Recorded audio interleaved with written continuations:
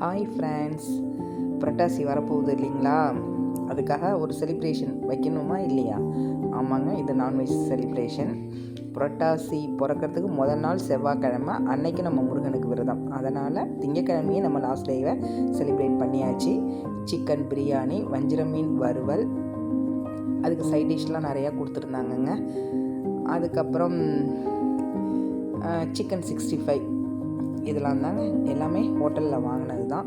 ஏன்னா நான் ஞாயிற்றுக்கிழமையே வீடெல்லாம் ஃபுல்லாக க்ளீன் பண்ணிட்டேன்.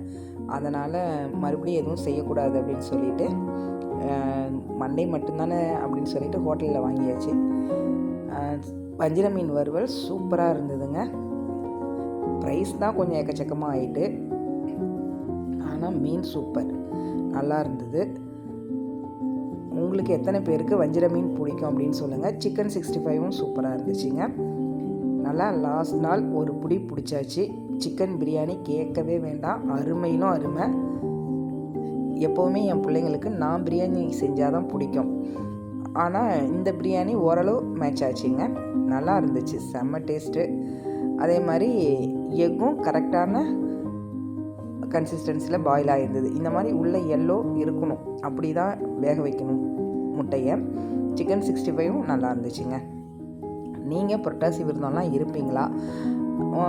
புரட்டாசி விரதத்துக்கு முன்னாடி என்னெல்லாம் சாப்பிட்டீங்க அப்படின்னு எனக்கு சொல்லுங்கள்.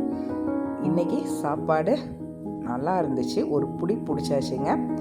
சூப்பராக இருந்தது. இந்த அளவுக்கு நான் எதிர்பார்க்கல ஹோட்டலில் இப்படி இருக்கும் அப்படின்னு சொல்லிட்டு.